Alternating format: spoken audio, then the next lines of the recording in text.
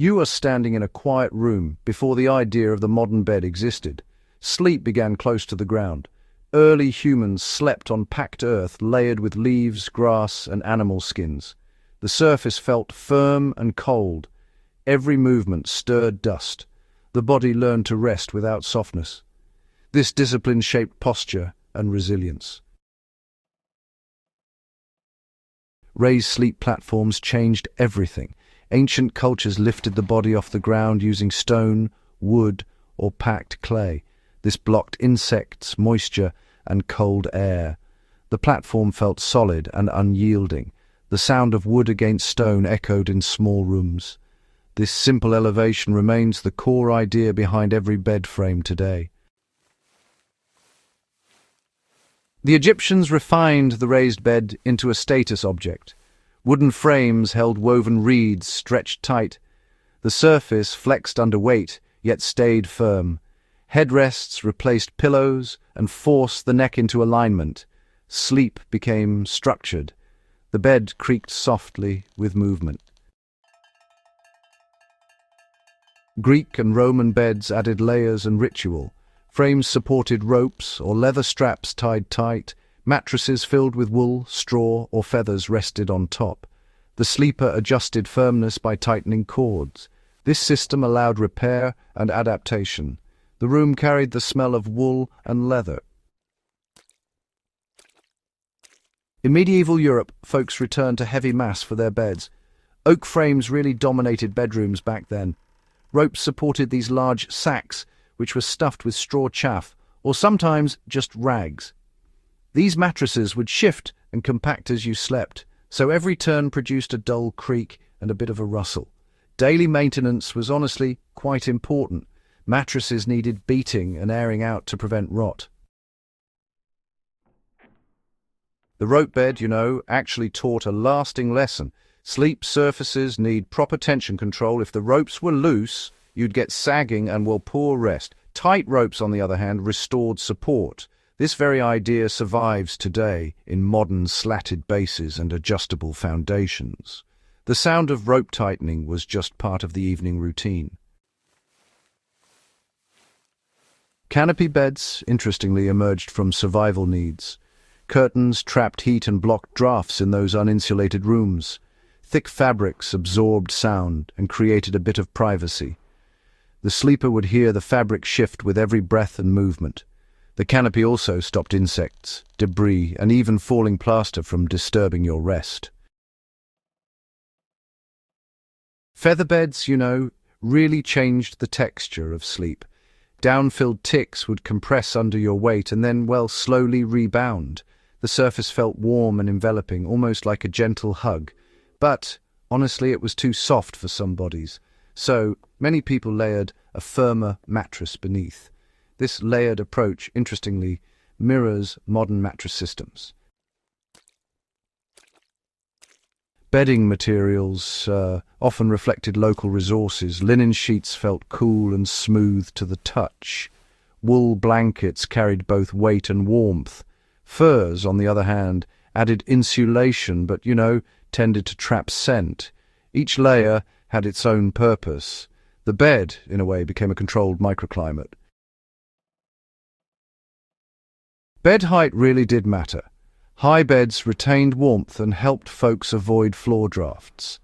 Steps or stools were often needed to assist entry.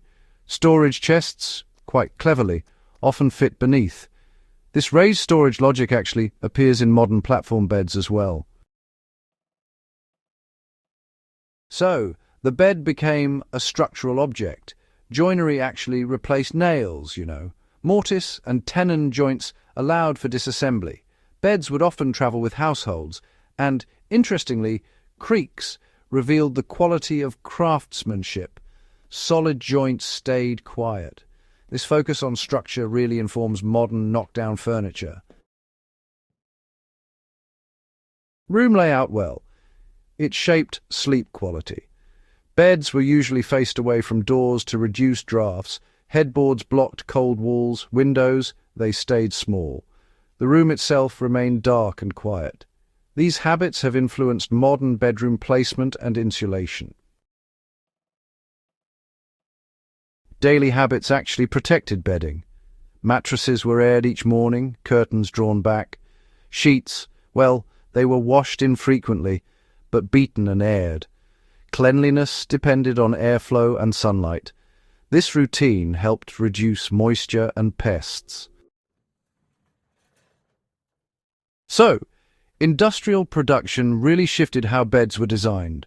Iron frames started to replace wood, making it much harder for bugs to hide.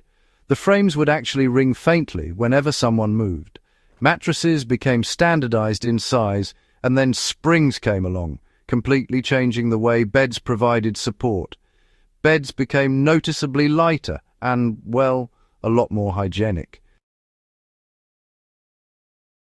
Springs introduced a sort of controlled give to the bed.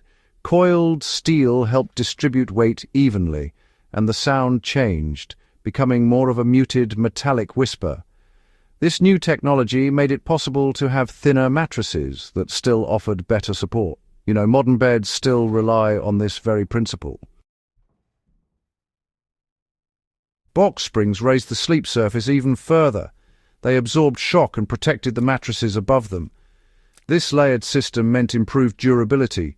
Really, it echoes the logic of older layered bedding, just with a more modern twist. So, modern minimal beds, well, they actually borrow a sense of ancient restraint. These low platforms, they sort of echo the idea of sleeping close to the ground, but with the added benefit of keeping airflow underneath. You'll notice the slatted bases, they really mirror those old rope tension systems.